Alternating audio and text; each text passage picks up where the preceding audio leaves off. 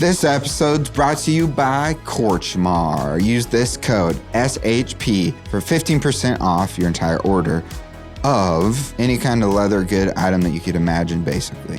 So I have a backpack made by them, full grain, top tier leather. They have a place in Florida where they assemble a lot of their products, and I believe in supporting American-made business. They were founded in 1917. They're a fourth generation family-owned, operated business, and they're really trying to revive this brand in American craftsmanship where you buy something once instead of a bunch of times. Buy it, keep it for life, pass it on to your kids. Korchmar.com, KORCHMAR.com. Use the code SHP. Link will be in the show notes. Welcome back to the Stephan Hogan Podcast. Thanks for being here. Please hit subscribe. Did you know that the majority of people that listen to this podcast are not subscribed? Helps the show a lot. Today's guest is Natalie Hemby. She's a Grammy Award-winning, AMA, American Music Awards winning, CMA, ACM winning songwriter, artist. She's a member of the Highwomen. And more importantly, she's really cool, amazing human being. And my time with her was awesome. And you're going to love this episode. We talk about a lot of stuff. And if you're a music fan, this is for you. If you're a fan of just real life, this is for you. So I hope you enjoy it. Ladies and gentlemen, here is Natalie Hemby. This is the Stephan Hogan Podcast. I love people. I really love people's stories, and I really love artists. I really do. I think it's very hard to be an artist, and it's very self-sacrificing, but also involving yourself all the time. And you're trying to give something to the world that God has given you in a way, whether you realize it or not. But you're being pulled in so many different directions. Mm-hmm. And I really do have a heart for artists. And sometimes I think it's hard to, pull yourself away. And you're riding a tornado in the middle of a tornado the whole time. And it's hard to step outside of the wind, and go, where am I right now? And sometimes when I write with artists, I try to be, I don't know, just a place where they can, I'm not really looking to write a hit song. I just want to write a great song with them of where they're at the moment, And you see them as the tornado?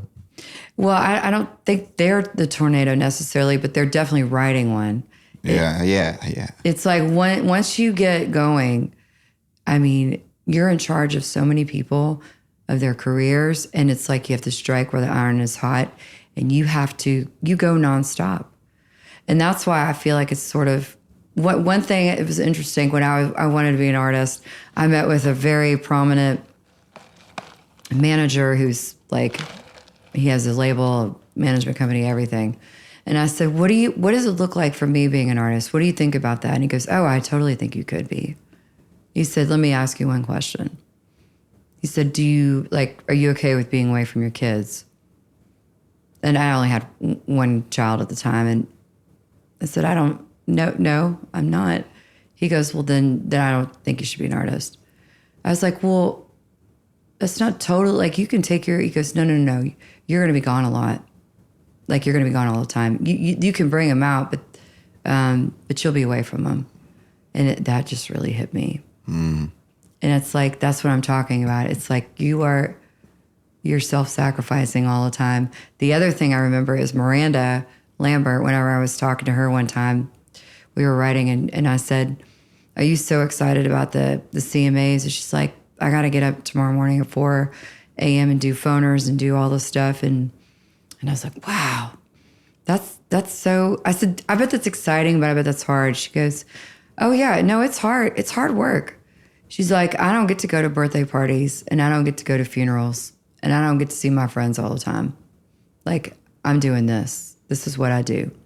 And I was like, wow. And that's really what it is. It's now I feel like Spotify and online social media has allowed people to have an artistry through their own doing, and they can make up their own time, but it doesn't it doesn't mean, though, the success level obviously is going to be the same. So, but that is a kind of a blessing, is you can, if you have a record you want to write and you want to put it out and you want the world to hear it, you can do that now, you know? But to be an artist who's on the radio, who's touring all the time, it is a lot of work. So. Yeah, I don't think people realize, because all they see is the glitz and glam.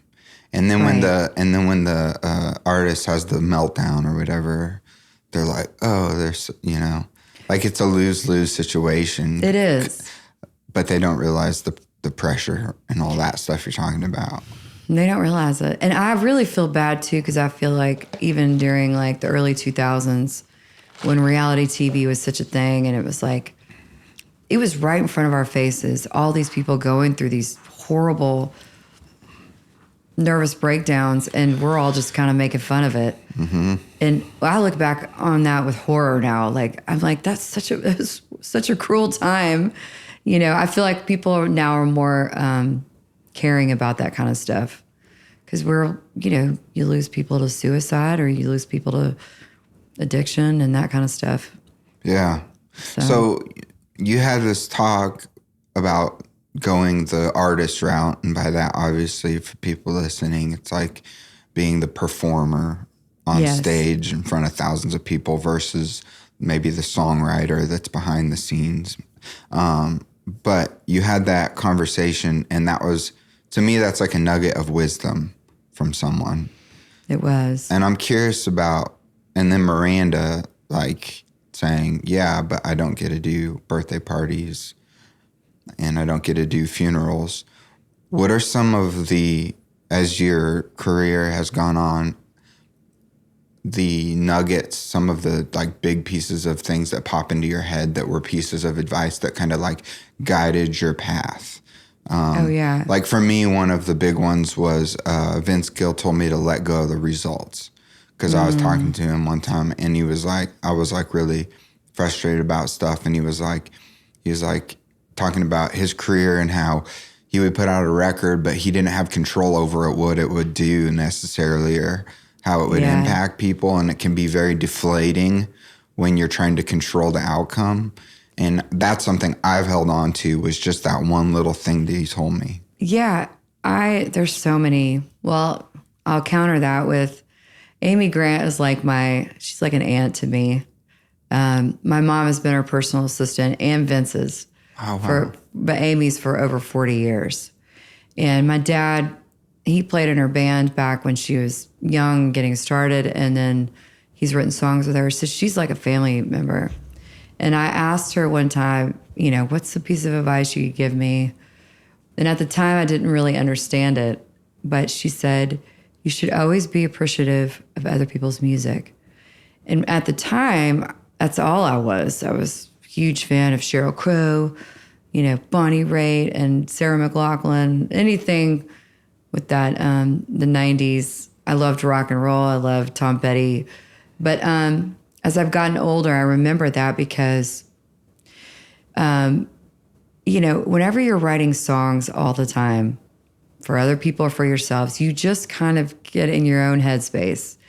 You have to always stay inspired and stay humble and be appreciative of, there's so many different artists out there. There's so many different writers.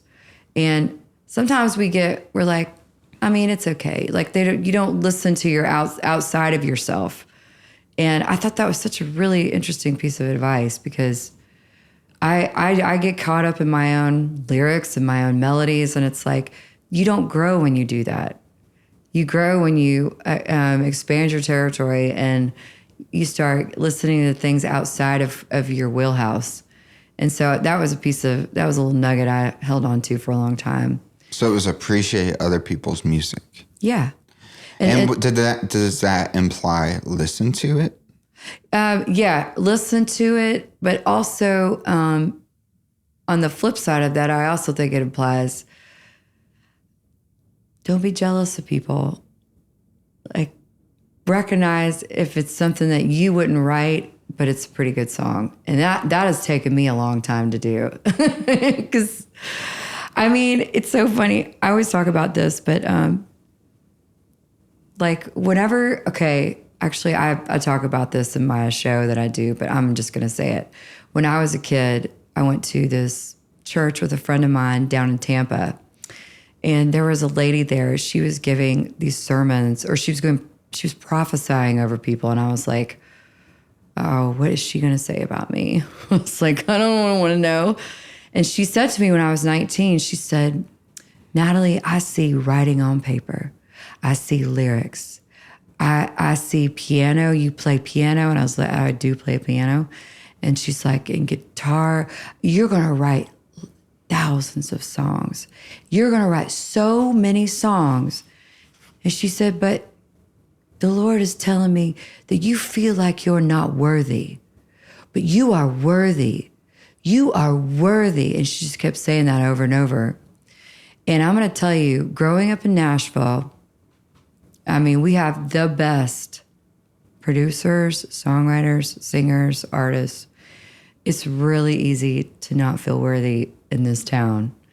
And for me, it was like I went from, I used to not feel worthy at all to do any of this. And then you go through a phase where you feel so worthy, like you're the most amazing songwriter. Nobody's writing songs like you. And I think that's just youthful cockiness, which you need a little of that to get you through. But, and so in that though, you can become very, I'm the best, nobody's like me, but you shut those doors to learn from other people. Basically, it's just a balance. You got to have that confidence, but you also got to leave your door open a little bit and let people in and collaborate. And I think that to me was the other side of that. Always appreciate other people's music. There's things that people bring to the table. Yeah. For me, I feel like so often my worthiness is predicated on external factors, like what are the metrics on my podcast, or oh yeah, you know what I'm saying? Well, I mean that's how our society has built our worthiness now. Yeah, and so like it's like my good days and bad days, and people have always had the conversation around social media of, you know, strangers affecting your happiness if you get likes or not or whatever. Oh yeah. But for you, and I think it's a struggle for everybody, but at that point in your career where you were kind of like validated, what was your metric for worthiness then versus now? You know, my metric was, actually, that's a really interesting question, because I don't know when it switched for me where I was like, oh, I don't know if it's ever switched for me. I mean, I feel like every day is an audition. So in the beginning, it's like, hey, I can write songs. Let me show you what I can do. Like, I've got some good ideas. Let me share them with you. It's gone from that to like, hey, then people want to write with you because you're successful. Then it's like, oh gosh, well, I got to show them the reason why I'm successful, because I'm still a good writer, right? You know what I mean? That's a lot of pressure. It's a lot of pressure all the time. Yeah. And, you know, I try to temper it with humor. And look, the reality is you're just not going to write a great song with everybody. You can't write. I wish if I could write with everybody, I wish I absolutely would. I'm so interested in everyone's writing styles, but you just can't. You can't do it. You don't have the bandwidth. Nobody does. And if you do, you don't do it well. You know, you don't give them really your best because you're writing with everybody. But I've just figured out that I think my metric, though, for me, when I finally started noticing, was when I got my first, I'd say my first big country cut. And it was with Leanne Womack. And she cut this song that I wrote called The Bees. And I wrote with Daniel Tashin, who's a big songwriter and producer now. But he and I wrote that. Neither one of us had deals. And I read the Secret Life of Bees, and I wrote the song. And I started playing out at coffee shops, and I played at like Basement East. And then it got passed around town. And then she ended up cutting it on her Call Me Crazy record with Keith Urban. And that was, to me, I was so happy that she cut that song, because I thought that was a very different song, a very special song. I like writing outside the box. And that kind of set the trajectory of, people were like, oh, that's different. I've never heard something like that before. And so that's when I started getting phone calls. It wasn't like it wasn't my first number one or anything, but to me, that was whenever I was like, wow, I'm doing this. Yeah. So that first cut. Yeah, first cut. Like, big cut. Big cut. And I had actually a couple of cuts in Christian music, and the Wilkinsons were a band that were big at the time, and they cut one of my songs on their record too. But Leanne was like, you know. It's another level. Another level, exactly. Yeah, I get you. They would be like, have you had any cuts? They'd be like, well, I had a Leanne Womack cut. Yeah, exactly. It's just like legitimizes you all of a sudden. Yeah, it's I'm like, very grateful for it. It's weird how that works too, because I think there's a lot of people that have they could be like 30 hit potential at a point, but like nobody sees the potential yet. Right. You know what I'm saying? They don't. And that goes for a lot of things. It's like, until it pops off, it doesn't matter what line of work you're in. It's like everyone's like, oh, you know, it goes from like cousins being like, so you still working there in the music business, to like, hey, I saw you on TV the other night. Yeah. And, you know, and they were always cheering you on, but it's just like, there's a switch that flips. Yeah. Do you feel like you, on a personal level, kind of figure out, navigating that journey that you've been on, who your real friends are versus the ones that are like, I want to be your friend because you're successful? Oh, well, I grew up in Nashville, so I could tell that stuff a mile away. You know, for years I was Tom Hemby's daughter, Deanna Hemby's daughter, which very proud to be. And my uncle he was a big singer. He was in a band. They had a top 10 hit. And I was Ron Hemby's daughter, and it was just like, for years it was that. And you know, it's funny because people want to place you in that box of, oh, that's their kid, and she sings and all that kind of stuff. And you have to go make your own friends a little bit outside of that box. And that's kind of what I did. But I definitely, I wrote a song. No one's ever cut it, and I wrote it with some friends, but it's called Don't Say You Knew Me When. It's like, don't say you knew me when I was young and I needed a friend, 'cause you sure didn't talk to me then. Now you're wanting to shake my hand. Please don't take credit for lucky breaks and open doors. The truth is something you can't bend.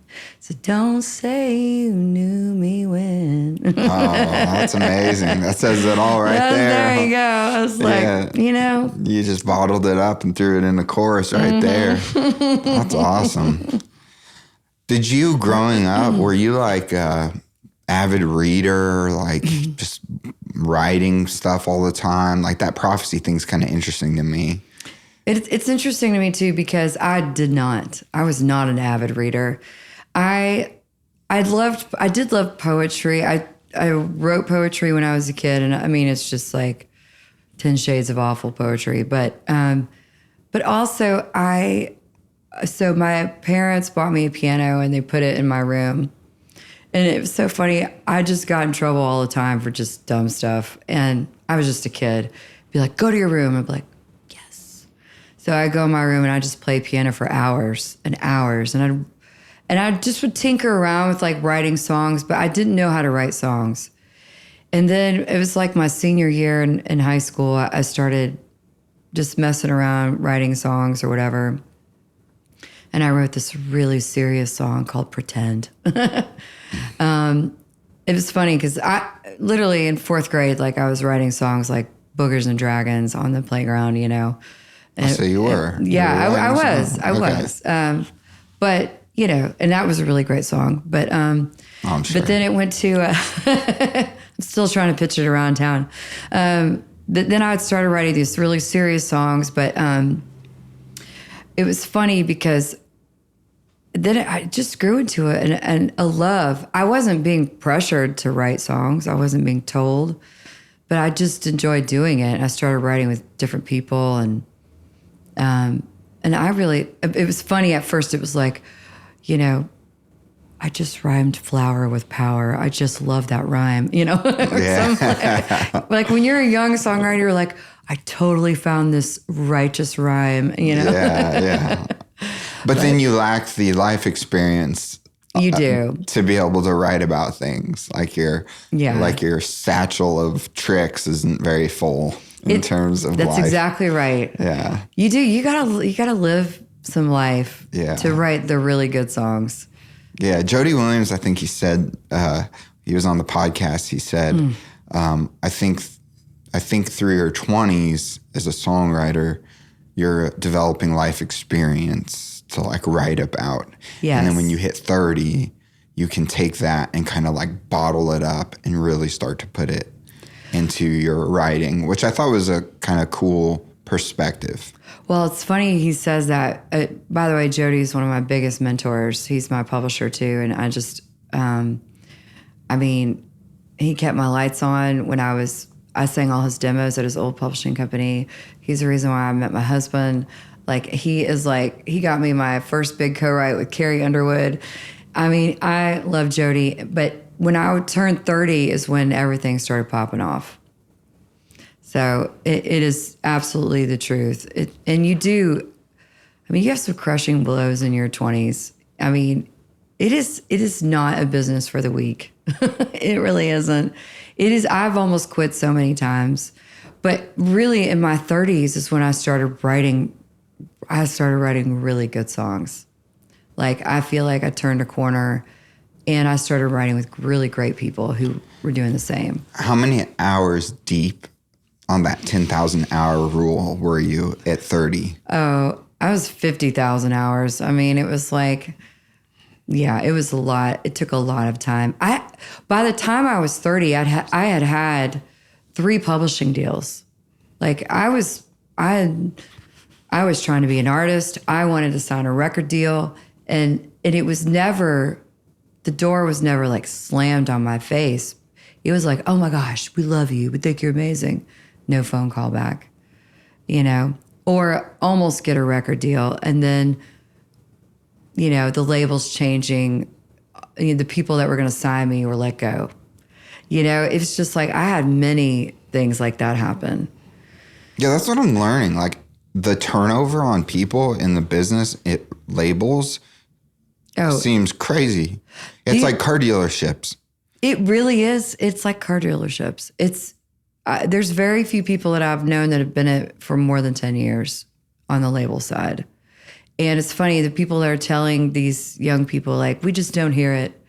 I mean, they're not there. They're selling real estate, you know. They're not there anymore. And there's nothing wrong with that, by the way. I'm not knocking, like, but I definitely feel like it's just, you know, it's interesting because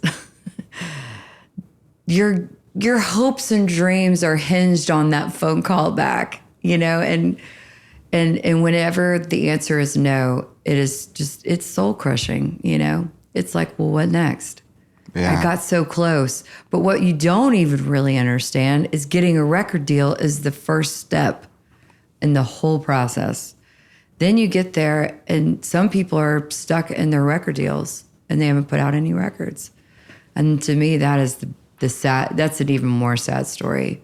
Yeah, because there's so many people with record deals that you've never heard of, and will never hear of, or not you necessarily, but one's never heard of because they get signed and shelved or whatever happens. Yeah, it's horrible. I know so many there's so many artists I can name off, and I'm like, I don't understand why they're not huge. But that's the other part nobody talks about. There is a 30% luck that happens with this as well. I don't understand. There's no rhyme or reason to it. But it's like you could have someone who's undeniable. I do think it's interesting, though, why... I mean, look at Chris Stapleton. It took him years. I mean, he was in bands and he was, he had a record deal. He put out a record. His thing, but really the one that took off was the one that he wrote after his father passed away. And he took a trip around the world with his wife and they wrote Traveler, I don't know. The title track. Right? That changed it all. It set him on a new trajectory. Yeah, that's interesting. I think that it's that thing that I talked about. Like you could have the 30 number ones, but people don't see it or whatever. And then you need that one thing. Or maybe it was him at the Grammys with Justin Timberlake. Yes. Could have. Like, I Can't Drink You. Or what was that was a moment too. I don't remember what it was, but I feel like that really put him on the public's radar too as an artist. It did. And So that was that luck part, that 30% luck or whatever you want to call it. It is. Yeah. Do you feel like you've had that 30% in your life and career? Or do you see I put in the 50,000 now probably more hours, and it makes sense that just by proxy of how many songs I've written and how many years I've been doing it, that statistically I would have X amount of cuts by this point in my life? I mean, you could absolutely look at it that way. I don't see it that way, though. I do feel kind of lucky. There's just been some things. The reason why this is how I feel lucky, because I feel like some things that have popped off for me, I was like, wow, okay, I didn't see that one coming. Like, I wasn't really trying. And the ones that I try so hard on is like, wah, wah, wah, wah, So that's where I just throw my hands up in the air and I'm like, all right, God, really, I just show up every day and I just try to do my best, because I honestly, and I think one of the songs I always talk about it was Pontoon. Like, I never would have guessed a song like that would have been the song that would have just, think about Little Big Town. They have had, Take Me Down to the Little White Church, and they had, I Feel No Shame, I'm Proud of Where I Came From, the Boondocks. And I love that how song, are those songs, or even Girl Crush? Yeah. How are those songs not number ones? Mm-hmm. Pontoon was their first number one. It was. It was. Wow. That's what I'm trying to say. Because the Boondocks, to me, I remember I just fell in love with that. That was career defining. Yeah. I did too. I loved it. And it's from that era. It's like, it had that swamp, that Fleetwood Macness that you loved. And it was, but you know what? God was like, no, it's going to be Pontoon. Yeah. And for that, I'm grateful. Yeah, that's crazy. Yeah, the Pontoon was like the chain of like country music to me. Yeah. Or not Pontoon, sorry, Boondocks. Boondocks, it was. It was like the chain. Yeah, when you said that Fleetwood Mac thing, I thought about the chain because I think it was both in Drop D or something. Yes, it was Pontoon, phenomenal. yeah, that's just like a simple, fun tune that I think was different. It was different. Also, I've been in some like writing rooms with, I was really, another lucky thing that I had happen to me was I wrote with this guy back in 2010, and he's from the UK. His name's Timothy, and it was me, him, and Josh Keir, and White Liar was the only song I'd had that done well, but we wrote the song, and it's the most saddest song you'll ever hear. But he ended up cutting it like 5 or 6 years later, I think. Maybe even 7, I can't remember. But they were like, hey, just want to let you know, Labyrinth cut that song you wrote. And I was like, who is Labyrinth? That's amazing. I was like, and I was like, oh, yeah, Labyrinth. I was like, Timothy. So he ends up cutting this song. It's called Jealous. And that song has just it has opened so many doors for me and taken on a new life form. But like, it was like the song that Adele listened to whenever she was trying to cry for her Hello video. And like a lot of renowned songwriters that I absolutely look up to have said it's like their most favorite song that they wish they had written. So it's like things like that. Like I would never guess that if you don't show up, you don't know what kind of song is going to get written. You don't know what. It's the same with the Highwomen. It's like I could have been busy that day and said, no, I really don't want to write for this project. But I just wrote these songs and I wrote my way into the band. Mm-hmm. You know, it's like you just got to be available. Yeah. If you will. Yeah. That's cool story. That's that 30%, man. It is, the 30%. On Automatic, how many cuts did you have?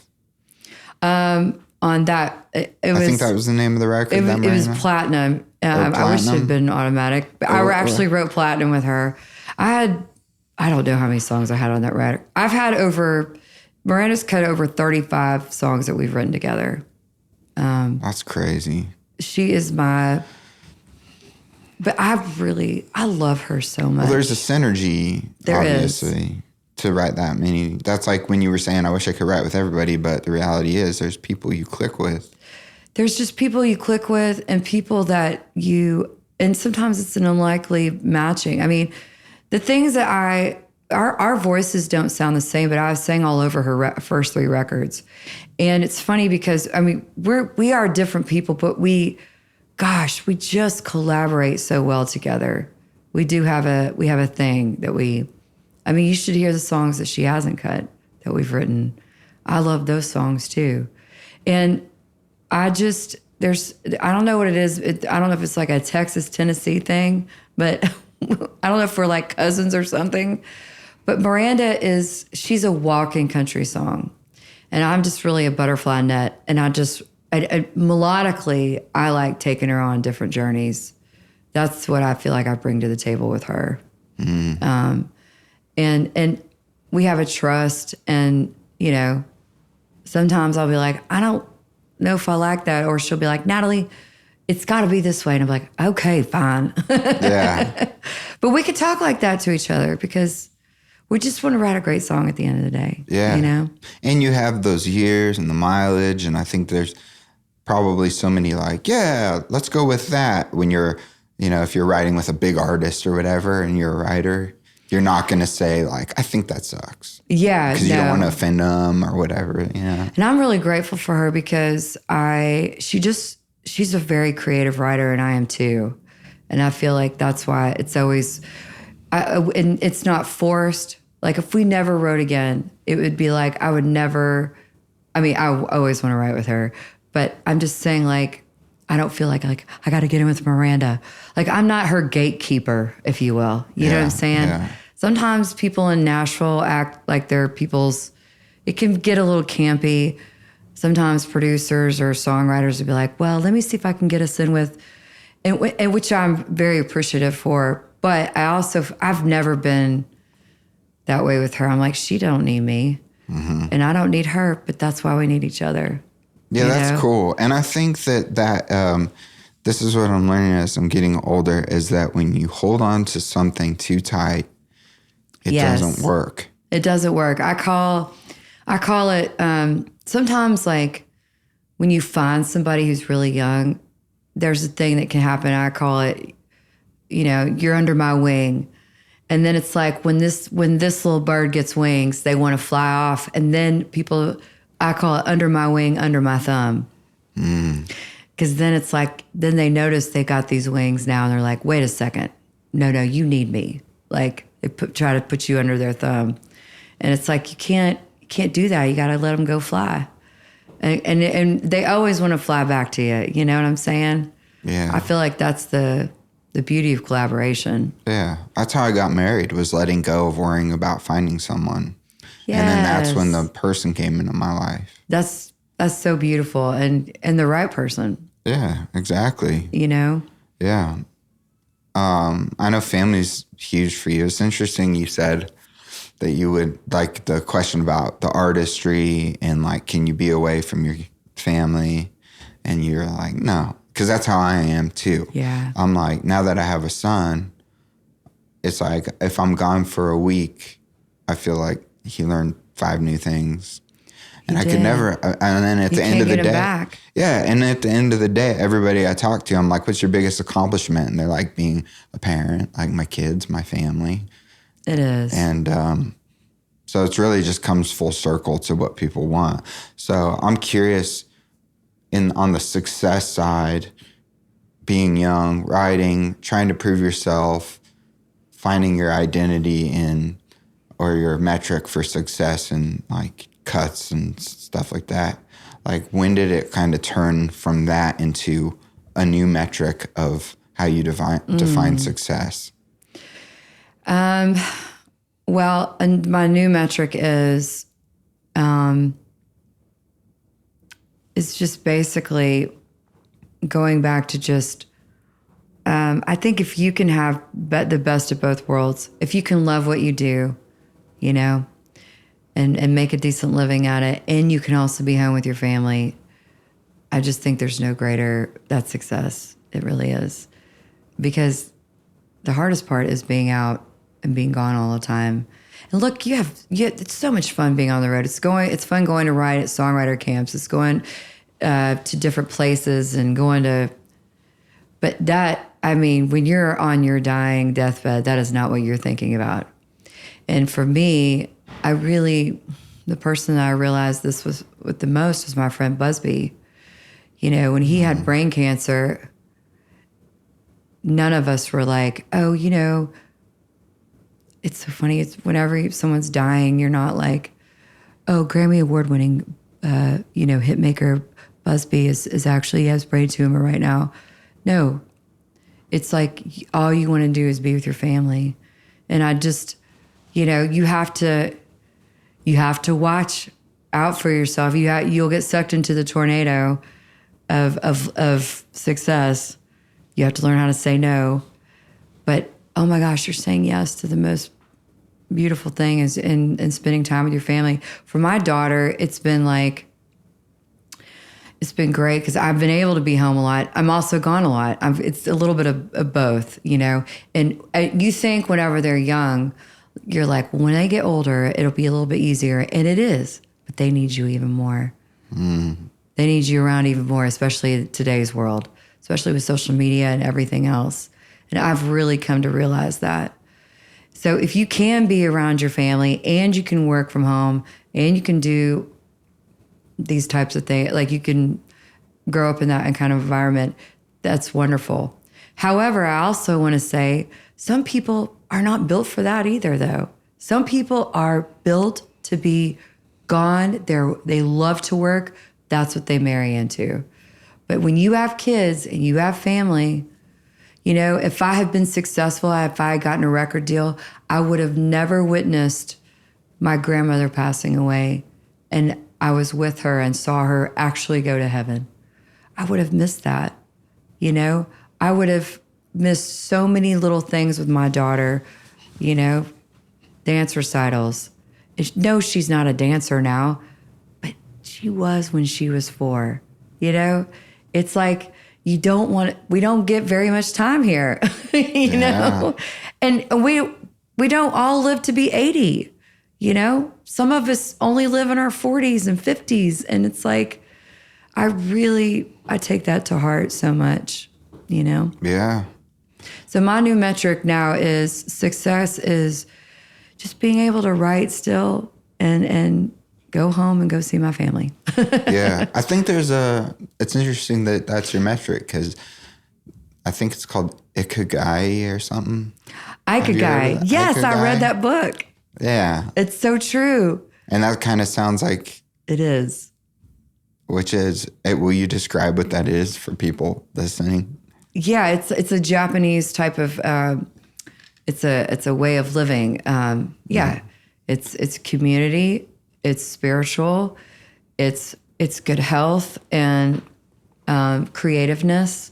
Yeah. I think we're something all... that, like your purpose or something like Yeah, your purpose. Exactly. Yeah, your purpose. And I think that that's kind of it's what it sounds like you've achieved. That's really awesome. I also have like the juxtaposition on it is, what about the person that's like creative, but you're in a totally like high stress, like your life has just been like cortisol dumps and you have to do creative stuff for a living, but your ability to be creative is being hindered by your mental health. And how many people do you experience and run into that are on that tornado, but that are experiencing mental health stuff? Oh, there's quite a few. Because I deal with that myself. Yes, of course. Especially with like losing my mom, and she died of brain cancer as well. Oh, I'm so sorry. And then my dad. So like, and then I think about, I realized I was looking through my phone actually, because I moved here for music, and I saw that after my mom passed, there was no more videos of me doing music anymore. Yeah. It was like, it was all gone, like that creative space mentally just like kind of died. It is. Like, and then like with my dad recently, this is an interesting thing, long story short, like my dad passed, and then I realized like I had an epiphany because he was the one that was the reason I did music in the first place. And it was because I loved it, not because I was trying to make a career. Not you're young. It's not because you're trying to make money. You're not thinking about any of those things. You're just like sitting in a room playing your piano. For me, it was playing guitar because I loved it and did it for the love of it. Yes. And I had this random phone call with, I don't even know, Leslie DePiro. Love Leslie. Yeah. And she basically was like, "Why?" I looked you up. Why aren't you writing songs? And this was like 3 weeks ago. And I was like, well, this is what happened and this is what happened. And then also like, I felt like I got passed on and that was deflating, but then these traumatic events happened. But basically she encouraged me to like write again. And it was the first time, it was like extremely validating. And it was weird, but it was maybe because it was coming from someone outside of my friends and family. Which is totally okay. Yeah. I mean, sometimes it takes that voice. Yeah. And she's been successful. And so, but to have nobody here anymore, and then to have someone, we just like clicked, but to have that person say like, I think you should be writing. Now I feel like the part of me that had died kind of got reborn. Yes. But I also still am thinking a lot of times, and this is what I'm curious about, because I'm so burnt out, like mentally, emotionally, spiritually from grief, that I'm like, where do I find this, energy to be creative or energy to write songs? But at the same time, I'm like, out of my deprivation of energy, I have such a raw space. You do. To be able to share. Yeah. That could turn into something great. You know what I'm saying? Well, I think that, you're still in a space of mourning, and that's pretty recent. Yeah. You don't, grieving takes a while, I remember Kimberly Schlappman from Little Big Town. She lost her husband in a heart attack.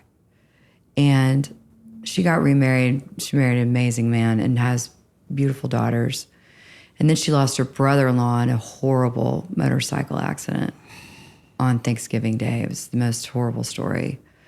But she told me, she said, it was interesting you're telling me this, but she said, I think it takes men longer to grieve, longer to process some things. Women, we are just like right there.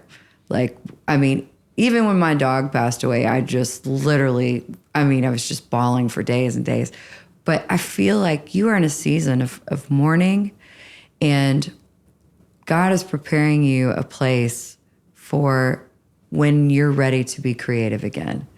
And I feel like even Leslie is just your reminder of like, hey, this is where you are right now, but you're not going to be here forever. And it'll be the right timing. But 3 months out, that's pretty soon. Like, you don't just get over things like this. Sometimes it takes a year. But whenever you have taken off the black suit, and then there will be a rebirth. I really feel like that's what Chris Stapleton did, right? You don't just get over the death of your parents overnight. And you have tons of songs in you. God has created you to write songs. And I feel like for people who are walking through grief or they're stressed out, because, for me, stress was like trying to, I worked to support my passion for a long time. I mean, I worked at Comcast for a long time. But I remember when I left there, I cried to my boss, who was such a wonderful man. And I was like, listen, I might be back here someday. Will you give me a job if I can come back? And he was like, you're not going to be back here. And yes, I will. But what that was for me was a safety net. And when you lose your parents, you feel like you've lost your safety net. And now God is your safety net, right? Mm-hmm. And I just feel like anybody who's it doesn't matter your age or what time in life, you're going to go through really hard seasons. I think about Tom Douglas. He lived in Texas for years. He moved here when he was in his 40s to write songs, and he's a Hall of Fame songwriter. Whatever God has instilled in you, your talent, there's a seed there, and it's going to bloom. It's going to bloom. Mm-hmm. But right now, it's not supposed to bloom right this second, but it will. And I just want to encourage you. Yes, I bet you are in a season of mourning right now. I would be. Definitely, I am. And that's okay. Especially going into that house like we were talking about earlier. Just like, it's hard to just like go in there because all the memories, All the memories. You know what? For me, my mourning period was 2006. I lost my grandmother, who I was really close. I lost my sister-in-law. I lost my old neighbor, Judy. Oh. And so 2007, I had nothing going on. Zero. I was out there mowing the lawn one day, and I started writing The Bees, that song, because I had just read it after my grandmother passed away, and there were things in that book that reminded me of her. And then I wrote a song about Roy and Judy. It's one of my favorite songs about my neighbors. Mm. It says, they say it takes a village to raise a family, but we had Roy and Judy. And it's like, these songs are being planted in you right now, and they will come out. Yeah. And I can't wait to hear them. Yeah. Actually, you should call me to write them with you. Will do. It's interesting you said mowing the lawn, because that's my favorite thing to do right now, because it's cathartic. In that house on 6 acres, it's a lot of lawn mowing. And so I'll have my son on my lap and let him steer, and that's the best. My husband would be laughing at me right now because I haven't mowed the lawn in a long time. But I had a push mower, and that's exactly. I would sing so loud once mowing the lawn. That's awesome. Yeah, it's the perfect time to mow the lawn. And melodies come to you when you. It's like it's almost like taking a shower or a bath. It's like I get my best songs in the shower. So that's interesting. Just going into your career stuff real quick on the number ones. How many number ones do you have? I have 8. Okay. And you have White Liar? Yeah. I have White Liar, Pontoon. Actually, it's funny we're talking about. I wrote a song called Tornado. Yep. And then I have...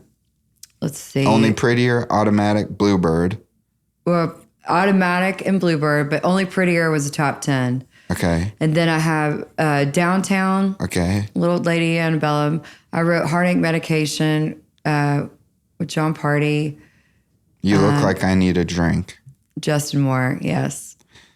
And then awards, Grammy Awards, Best Song Written for Visual Media for I'll Never Love Again from A Star Is Born. Yeah. You had, what, 2 cuts on? I had 2 cuts on that, yeah. Which to me was I don't know, there's movies, right, that come out. That movie was different. It was so good. When they called us to write for it, I was like, they're doing another one? Because there's like 3 before it. I was like, okay. And oh my gosh, when I was watching it at the theater, it was amazing. I thought that has to be amazing. It was incredible. It was incredible. And then you also have a Grammy for Best Country Song for Crowded Table with the Highwomen. Yes. And I wanted to pause on that to talk a little bit about that experience. Yes. With the girls. It's Brandy, Marin, and Amanda. Amanda Shires, yeah. So it's funny, Dave Cobb has been he called me to write for A Star Is Born. He called me to write for the Highwomen, and I'm so grateful to him. But he called me to write for the Highwomen, and I was like, I would love to write for this project. And I've known Marin since she came to town.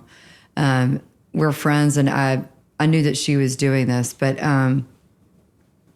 I wrote, one of the first songs he wanted me to write was like a Dolly Parton 9 to 5 song. And I was like, okay, let me just whip that right up. I'm like, but I wrote Redesigning Women with Rodney Clawson, who's such a great songwriter. He's one of my dear friends.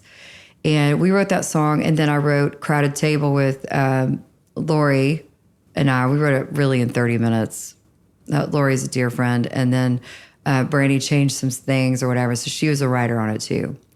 So it was funny. They called me and they were like, hey, do you want to come and sing in the studio? And I was like, that's weird. It's your band, but yeah, I totally will. So I go in the studio and I sing on the record and have a great time. And then I'll never forget Amanda and Brandy they kind of stuck their sweet faces in front of mine. They were like, hey, do you want to be in our band? I was like, and I didn't say yes. I was like, I mean, I think so. I was like, I don't have like management. I don't have anything. Like, they were like, no. We've got plenty of managers. They were like, we're going to open for Dolly at Newport Folk Festival. And I was like, okay, well, sure, I'll be in your band. I was like, so it was such a fun record to make. We had an absolute blast. We wrote some of the countryest, we just wrote whatever we wanted for this record. And I wrote a song, I wrote like 4 songs on that record. I wrote Heaven is a Honky Tonk with Brandy. And then also we wrote, I wrote My Only Child with Amanda Shires. And we just had such a great time. We got like Manuel nudie suits made with our names on them that were super expensive. And we got to go play Jimmy Fallon. We got to do all of this stuff. And then all of a sudden COVID happened. It was just like, It happened to all of us. And look, the fact that it came in, there was just so many tragedies happening during that time. It was horrible. But in all of that, it was like Crowded Table came out during that time. And I'm going to tell you something. I just think that songs have to have their time, because I had that title on my title list for like 10 years. And it came out during the pandemic. And I don't know about you, but there was nothing I wanted more than be around a crowded table of people. Oh, yeah. And me too. I mean, we had just moved here, had no friends, lived in a 1-bedroom apartment.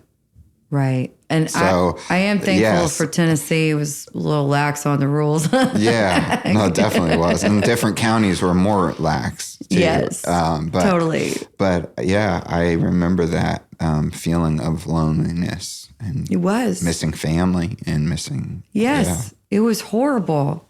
And you know, I had some friends die during that time, and you couldn't go to their funerals. Yeah, it's ridiculous. It was ridiculous. But anyways, the Highwomen was just, it was like, you know, I didn't get to be an artist, but I did during that time. Yeah.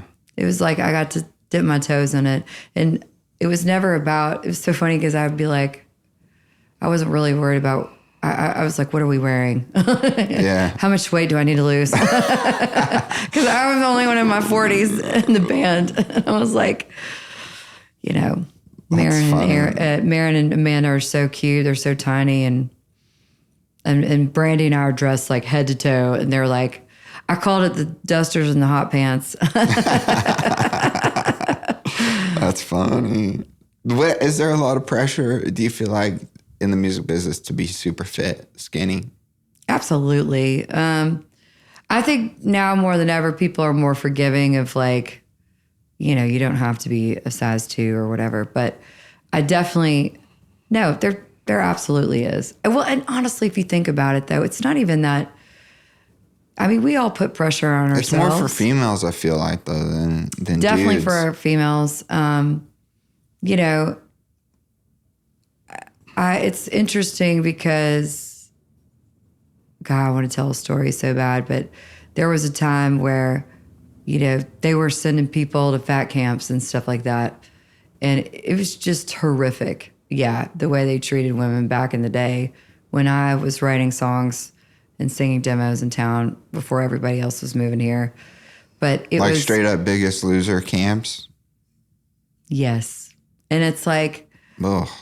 And some people with some amazing voices. Not voices, people that were artists. And when I think about that, I'm not going to sit here. I don't like throwing people under buses, but it was a bad time, and that doesn't happen anymore.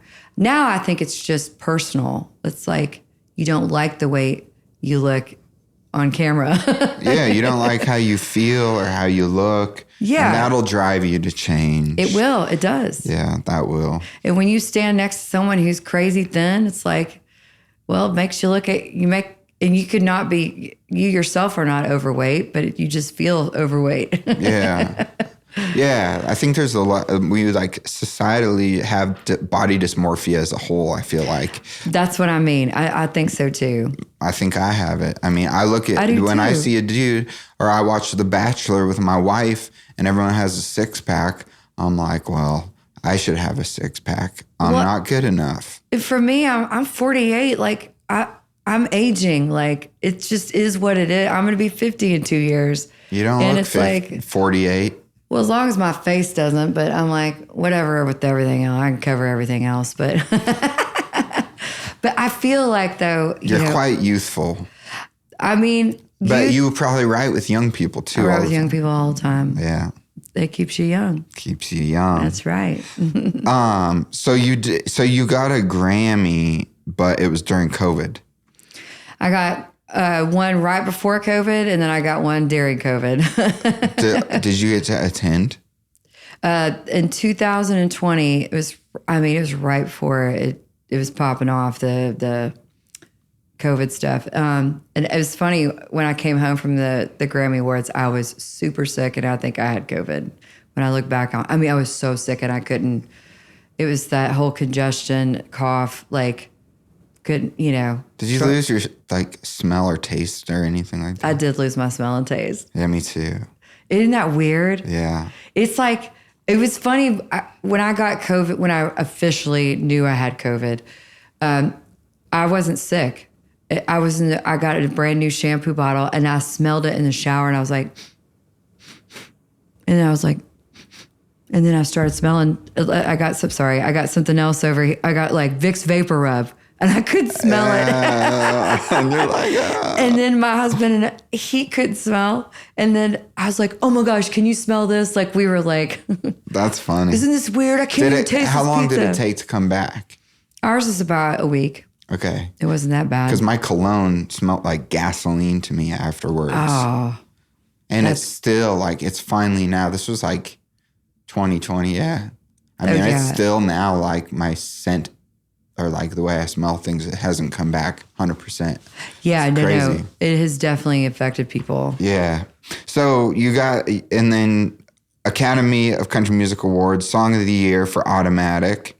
Yes, that was lovely. Vocal Event of the Year for Smoking and Drinking. I forgot about that. And then Country Music or CMA Awards for multiple nominations for Song of the Year, including White Liar, Pontoon, Automatic, Rainbow, and Bluebird. And Rainbow was Casey Musgraves. Yes. Which I absolutely love.